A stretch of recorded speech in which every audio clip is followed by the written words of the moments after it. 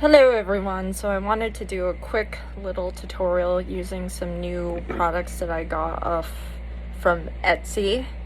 So the first product that I wanted to give a shot was this 111 Skin Hyaluronic Acid Aqua Booster. So I've been really dry lately, so I am going to go ahead and see if this solves my issue, particularly around my nose.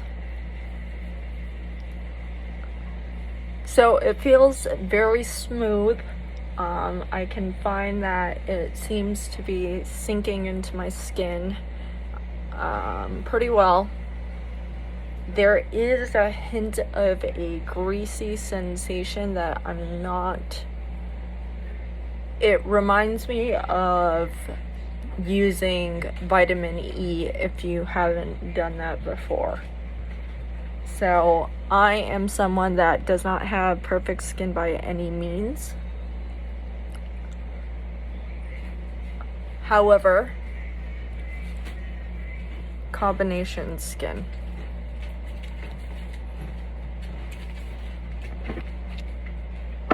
Okay. So now I'm also going to do an lip scrub.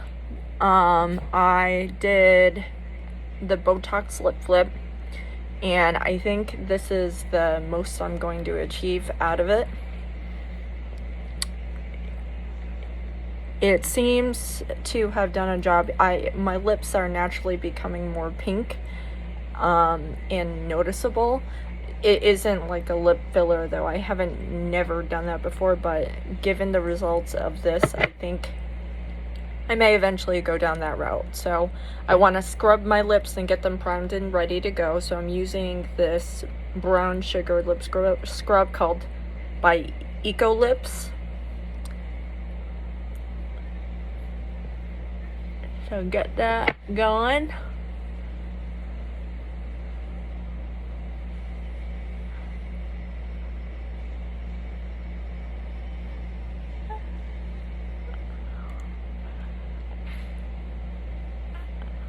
And honestly, it just tastes like a cinnamon bun. I know you could eat it, but so you want to rub it into your lips, get off any crusties or anything like that, but also make sure it melts and really moisturizes the areas of your lips that are in need of some hydration. But what I'm really fond of is this is non-GMO, cruelty-free and gluten-free. I do not see anything about it being vegan friendly, though. That's one thing that I want to point out. So the instructions say to gently rub on your face and lick it off. Sold.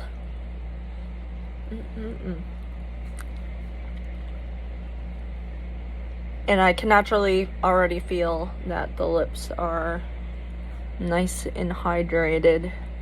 There's some that ended up going off my lips, so just wipe that stuff off. Get that off of your skin.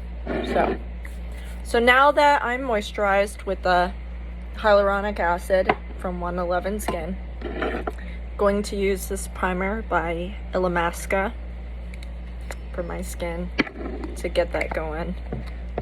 And so far, it's been my favorite. It is the Hydraville, and it's made out in Thailand.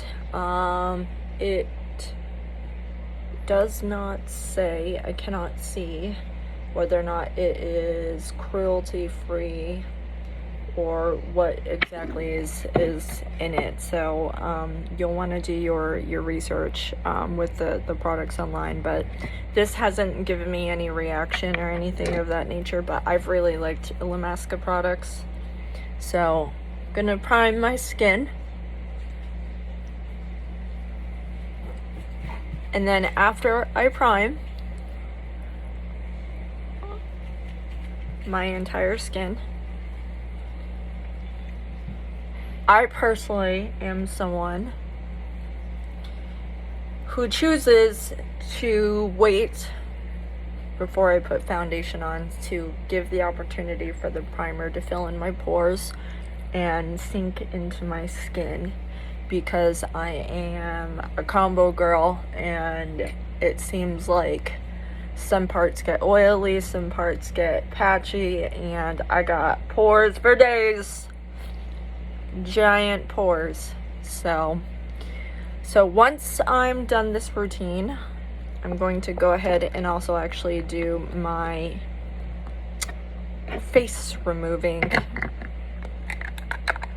routine as well, to demonstrate how I go about removing layers and layers of makeup. So we're gonna go onto eyes, and I am using this eyeshadow primer by AOA Studios from Shop Miss A. Very affordable product. It's like $1. It reminds me of when Elf and Wet n Wild came out with products where the quality was pretty decent. You know, it has like a drugstore level quality.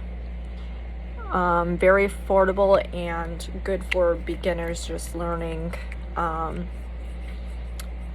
to work on a makeup routine. I am honestly someone who does not prime a lot, and I'm usually in a rush and I slap on some eyeshadow, do some makeup, and I'm out the door. And honestly, nobody's ever been like, I can tell you don't wear eyeshadow primer. But I'm gonna use it and see how it works out. But it was only $1.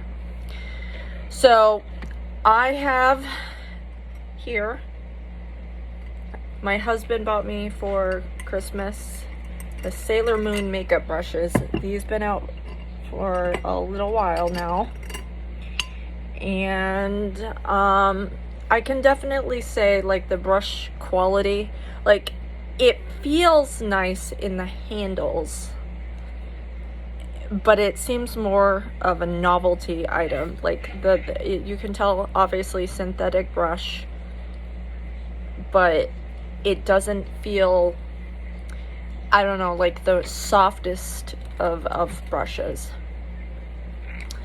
For this makeup look, I'm going to be using the Enlighten palette by IBY. IBY Beauty, the range. This is a very pretty, shimmery, metallic palette. Lots of nice colors, good different qualities here. I think I am going to go into and do a lavender type of purpley look here. I have a lot of the different textures and tones to hopefully achieve that. And what I am happy about is some of the palettes I've been getting from Ipsy. I'll get a palette, and if it's from an indie brand, sometimes they, due to money issues or whatever, little things are missing, like the names are on this palette. There's some stamps and details that I can appreciate. This is vegan and cruelty free, and let's see, you're getting 0.035 ounces of product for each of the eyeshadows, so that's really nice. That's not bad. So first I am going to go into the color called Spirit Animal, and I am going to put that on my crease and bring it down. Now, I'm no way a makeup specialist or artist, but I do makeup for fun, and I can tell just from the quality alone, it's softer than the CC Color or the C Color Cosmetics makeup shadow palette that I reviewed. And the payoff is definitely better, but this is a shimmer, and it is lighter than my skin color on my eyeshadow, so the pop is a little bit more intense. With the same makeup brush, I am going into a color called Smoothie. So the previous color I used was this one right here. Now I am going into Smoothie right here, and I'm just going to build up within this area and kind of begin the color of transitioning into the pink lavender colors.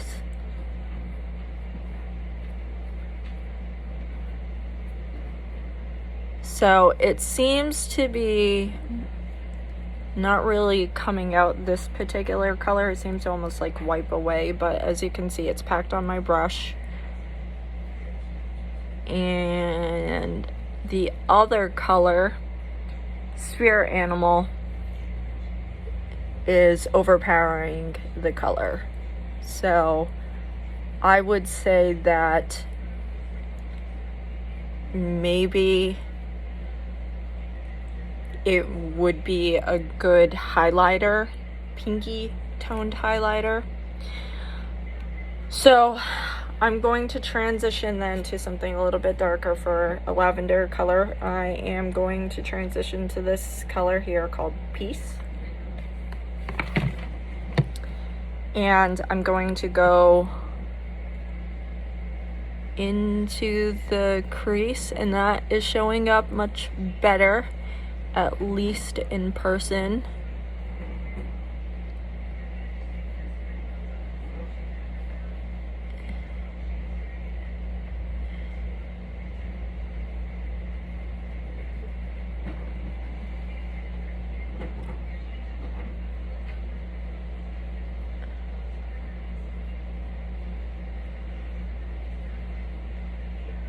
And it's not bad. It's soft. It's a soft color. I'm going to build that up though and grow to Crown Chakra, which is this color right here. It's lavender color.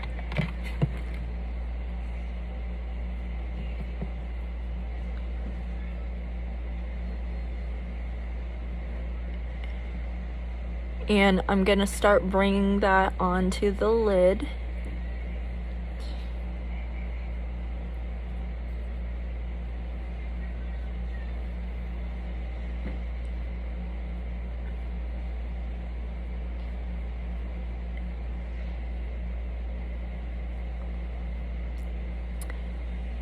And the color payoff is nice and shimmery. It's definitely, I would say, a subtle color.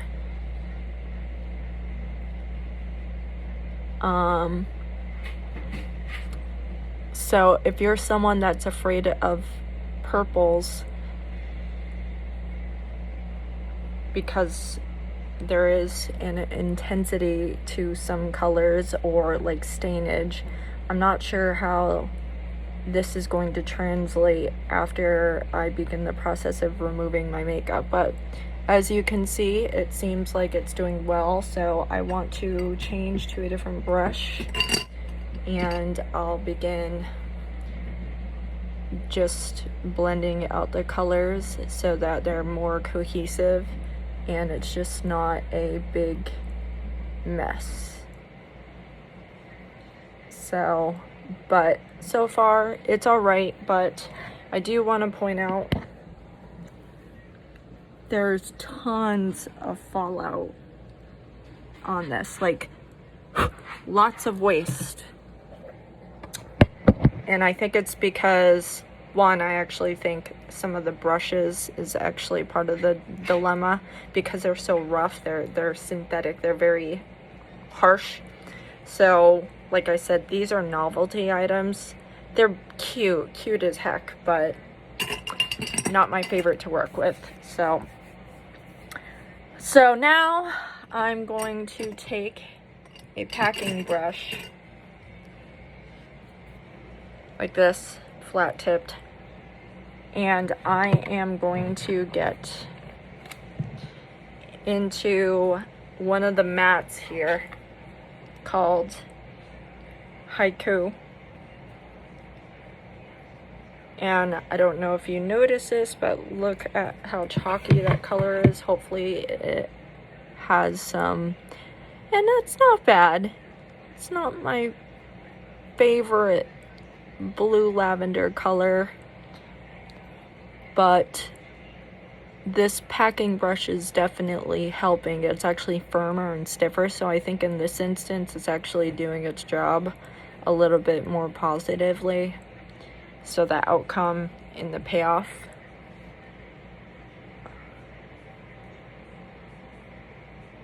So I'm just bringing the color up and packing it on to where my eye naturally creases. So as you can see, let's see, there we go. So the color is looking good. You can see all my pores, but that's okay. We can work with that. So now I am going to take the blending brush that I used beforehand, and I am going in for this metallic, slightly glitter themed color right here. I would actually define it more as a glitter, so I may need to use a glitter glue to make the magic happen. I guess we will see.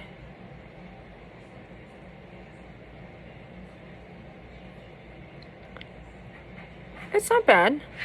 Look, right in the corner, the V, it's really making a nice subtle brownish lavender. It's adding dimension, so I'm not just like looking like I'm just one noted in terms of the color. There is transition, and I'm buffing out the edges. So ultimately it's the look that I wanted to achieve is coming out. I say out of all the Sailor Moon brushes, this one is the most effective. It feels well in my hand, and in addition to that, I think it's actually something you can probably do for highlighter as well. But for today's exercise, I'm actually gonna end up using the highlighter from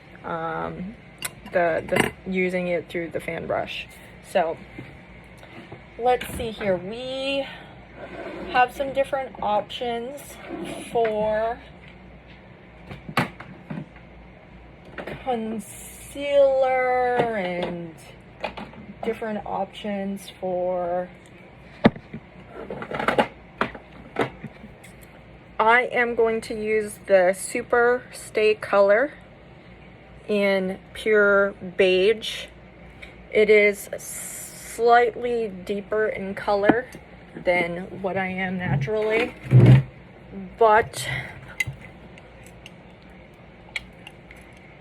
that's okay because I am hopefully going to start tanning in the near future.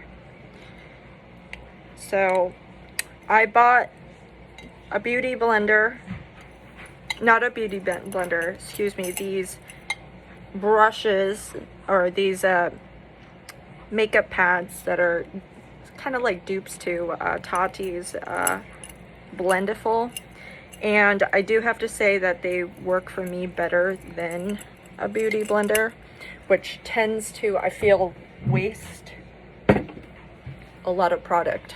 So but we'll see how it goes with this. So first, I like to take the bottles, and this is the Maybelline Superstay, and I like to shake them up because sometimes, depending on when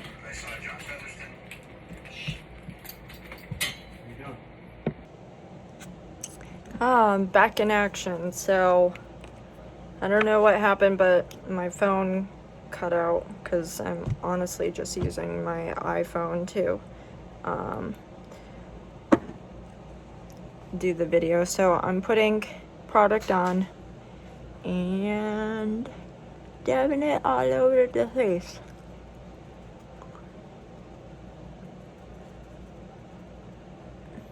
The good thing about these types of makeup, not sponges, but pads, I would say,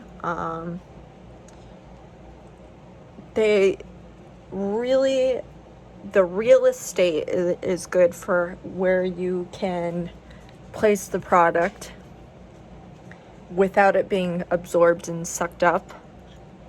And then on top of that, the precision is pretty nice.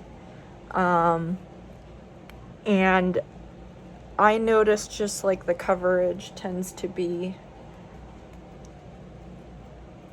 especially on these full coverage types of makeup, it makes it so it doesn't look streaky or as streaky. I'm still honestly learning how to apply foundation on in general, because I am someone who mostly focuses on using BB or CC creams because I'm just like, I prefer light coverage. I don't care if my acne shows up or anything like that. So I'm done with that, and I'm gonna switch over.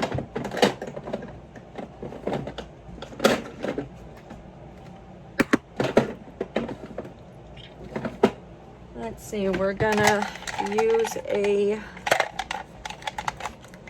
concealer, and I really like this Be Bright by Koki illuminating concealer. I got this from Ipsy, but you can actually get it over in Rite Aid and I think potentially Target.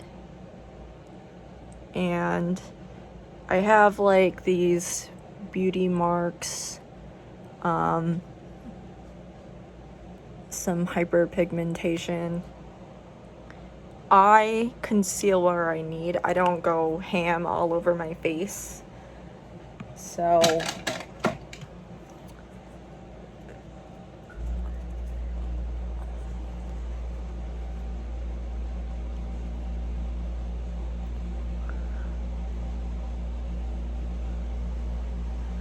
it's looking alright so far, and like I said, using this type of application method instead of using a beauty blender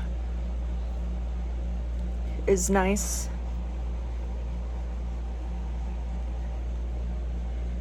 And then I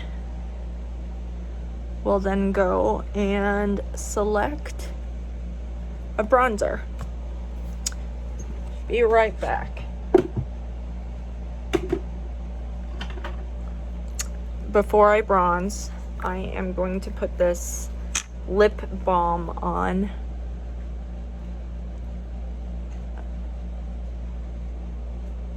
To start preparing my lips for when I use the lip crayon for this look that I got from Ipsy.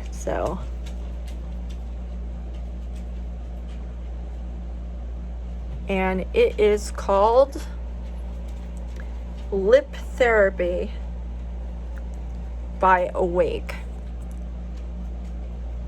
And as you can see, the Botox lip flip, it's a really nice way to get your lip more pronounced. There are some random like side effects, like drinking out of a straw is kind of a new experience, it seems like. So all right, so I am going to use this Ico Fat Liquid eyeliner. I like my eyeliners to really be on the thicker side.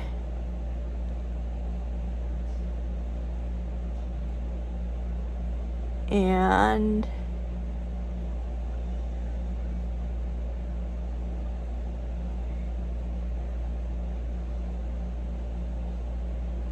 you know what I need? I need one of those stamps so I can actually do a winged eyeliner without looking weird.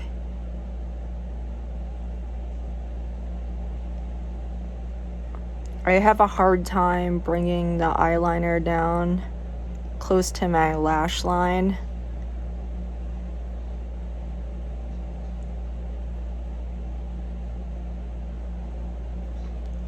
Not bad.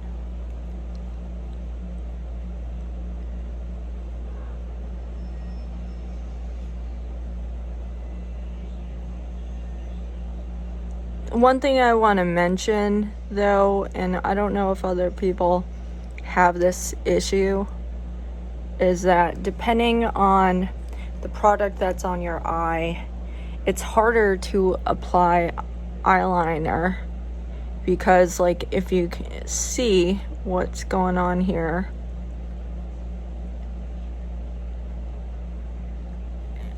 honestly, I'm just like pushing the product, like the eyeshadow product, around, and it's almost scraping up.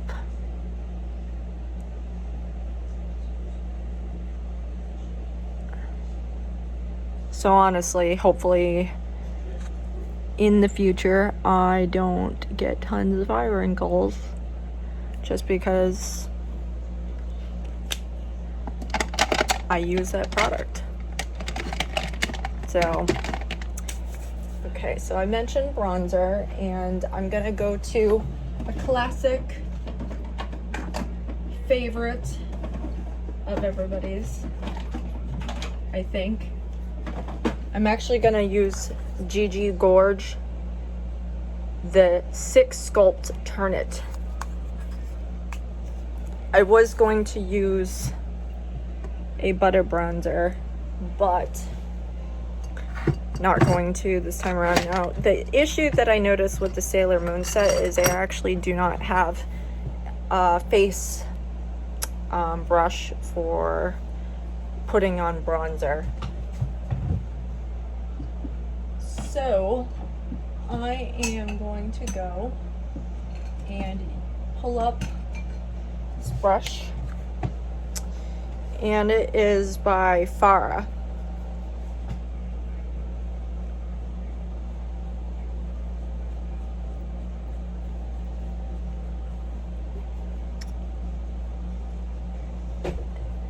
Now, I don't know how other people try to, I see people sculpting their face in different ways, but I try to match like the top of my lip to the corner around above my ear, so that I can slim up my face. My face is not the slimmest in the world. You can do a lot of magical things with makeup, but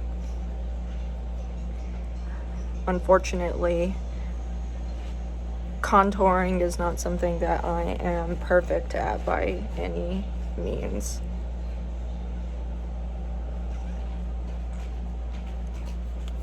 Okay, so I'm good with that. Gigi Gorge gets to go away, and I am going to highlight with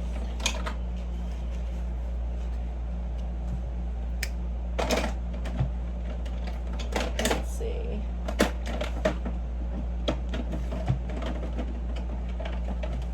I really like this one by Shauna B, Miami. It is a guava glow, and it says it's not tested on animals. So I don't know if that means it's cruelty free or not. It doesn't state that. So I don't know. I'll have to do some research before I go and say I'm fully in support of the brand. If the only indicator is that line, does that mean they test on, like, what is their definition of an animal? Does it like mammals?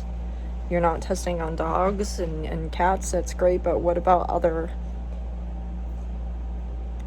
types of species that are deemed as animals as well? So I don't know, you kind of have to be careful with things like that with wordsmithing. So I just noticed that, but in the future I will add some info on this, just so I can, because I don't see the symbol that says cruelty free, vegan, anything of that nature. So, but as of right now, it works really nicely.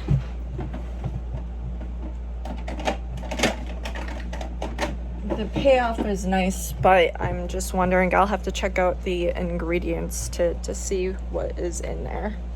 So let me take out my hair here, brush it out so you can see what my hair looks like with this lavender look, since I have a purple blue look going on.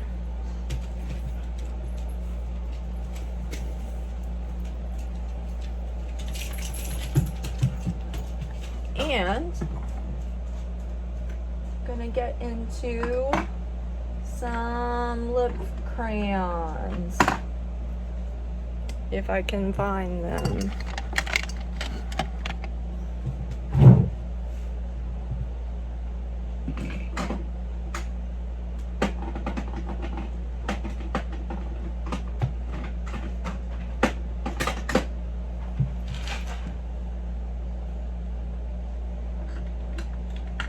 Okay. All right. Sorry. So I am using by Sugar Matte as Hell Scarlet Lipstick, Scarlet O'Hara. And this one also says not tested on animals. Says there's things like silica, synthetic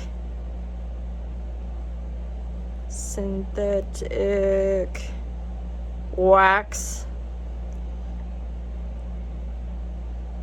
silica in different colors, yellow 5 lake, red 7 lake. Be conscientious of those things. Check the ingredients to see if there's anything you could be sensitive to. Do not cause an irritation. So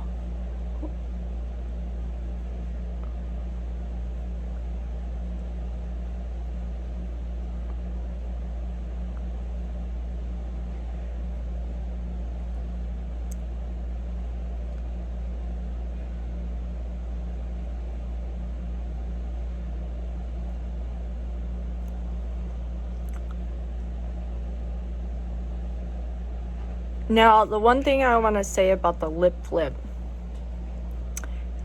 this Cupid's bow looks the best it's ever looked by any means, but down here, my lip is not, because it's not filler, is not bigger. It's just keeping the Botox is keeping the lip staying upright. And it looks nice, and it's subtle. I do kind of want to have a slightly above subtle look. It's just the look I'm going for. And my mouth, if you can see, the lip, unless I overdraw my lips, the top one is definitely not symmetrical to the bottom one. And what I mean by that is it thins out excessively over here.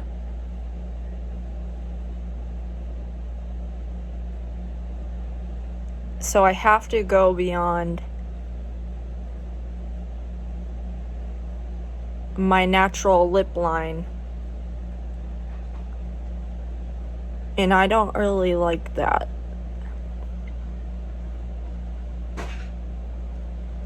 Now, as for this color, kind of disappointed. I don't think it does Scarlett O'Hara justice. It applied really nicely though, so good lip crayon. The color name is off, so change your name maybe. So, what's the final look? Well, I wear glasses. So, I'm going to go ahead and put on my glasses so you can see the final look with my glasses.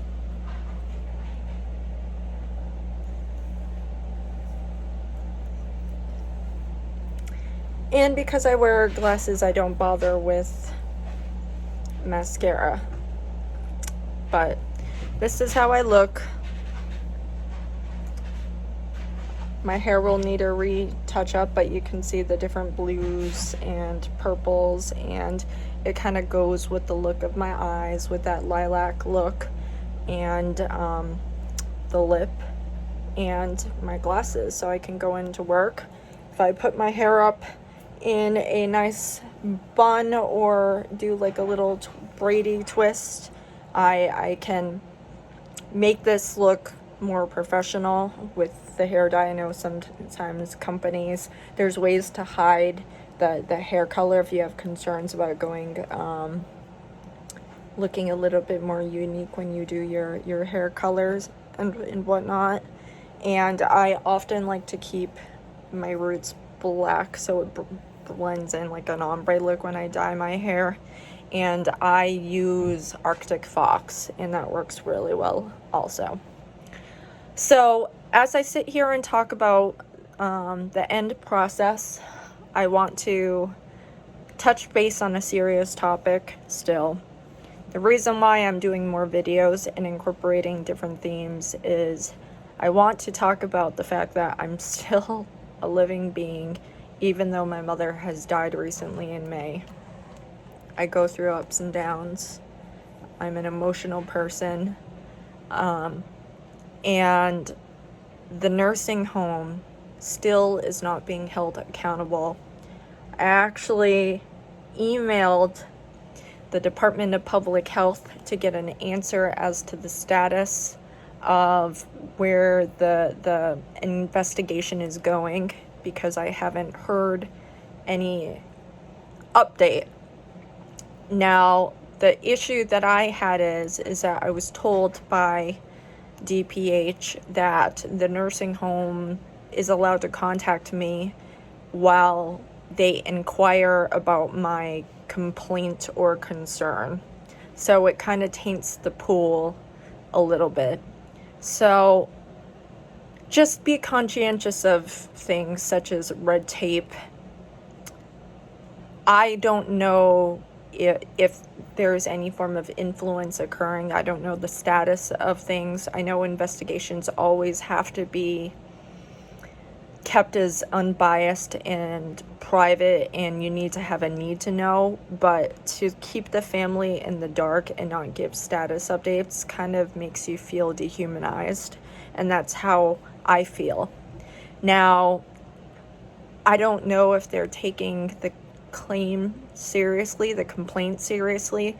My mother is a Japanese woman, and I know right now during this era, racism is an issue, and my mother spoke primarily Japanese. So be careful with placing your loved one in a facility without doing your due diligence. I never would have placed her there. She was kind of sent there without our knowledge. The person at the hospital that was the outpatient coordinator didn't give us a heads up, and next thing you know, we found out that she was already on a van, a medical van, and was dropped off at the facility without getting consent from my father, who's the medical proxy. And that was actually the starting point that led to the demise of my mother, because they knew for weeks before my mother was admitted that there were COVID positive cases. Horrendous. So, and then I heard a rumor that stipends were being offered to facilities to accept COVID positive patients, which places other patients at risk as well. So it's a money-making industry. Unacceptable by any means, but who am I? I'm just a daughter. So if you care about your loved one, have a conversation with the outpatient coordinator and make it explicitly clear and have it documented that you will be contacted for every decision if you are the medical care proxy, the healthcare proxy, I'm sorry. Because what they did was wrong, but right now Massachusetts has a immunity law that prevents people from being held accountable, and not like I'm going to sue them anyways. It costs a lot of money to do that. But I just wanted some type of vindication on my mom's part, because she deserves to be recognized that they failed her. And they're failing a lot of people. That facility that I mentioned now has, I think, 24 deaths. It's a lot of people that are dying at that facility, just in that one facility alone. Go on CDC's website and look up the nursing home death numbers. Also, another thing that is on the CDC is nursing homes are participating in a 28-point inspection. I asked and reached out to the DPH about how that process works. Who's doing it? Is it an unannounced visit and you have the person doing the audit be an unbiased participant? I didn't get any answers about that. I don't know if it's just a pen and paper audit and you have someone just going and your numbers can be perfect every time. But this nursing home notoriously told me that they were consistently understaffed. So I can't imagine how they're receiving perfect scores when they're understaffed and there's so many people dying at the facility. So if you're from Massachusetts and you have one loved one in a nursing home and you're noticing these scores, but you're noticing the death count is incredibly high, ask for an explanation. Do yourself a favor and ask how they're doing it, who's responsible. Now, there's some information that a licensed nurse is able to do that. Does it mean the facility's nurse? Do they have no connection or affiliation with the facility? Or is it a facility worker just going around doing an audit inspection and then scanning it in over to the department, DPH, and then they're posting it online? So I don't know. I can't tell you. I don't have that answer because they didn't give it to me. I was ignored. My email was ignored. So I hope in the future more lives are saved with what I'm saying. Please take into account that the elderly are some of the most innocent people in the world. Some of them have ailments such as Alzheimer's, dementia. They don't know what's going on. Some of them aren't routinely, they're just, here, you want to take your meds? And then their silence means that they declined the med taking. I've seen things firsthand in nursing home facilities. I've seen places where there's been escapes. So what that means is patients actually wandered off the premises and got lost. It's a broken system and it needs to be fixed, and more people are going to get hurt, and nobody is immune to aging. So do your due diligence. If you have loved ones in a nursing home, reach out and just appease yourself, appease your concerns, and just make sure they're being treated well. Ask to FaceTime if you can, if that's a possibility. See what they look like. See what their mannerisms are, so you can make sure that they don't die the same way my mother died, who ended up dying from 6 different ailments, such as kidney failure, when she never had an issue before because she was so badly dehydrated because she didn't have water and food for ages. So thank you. I appreciate it.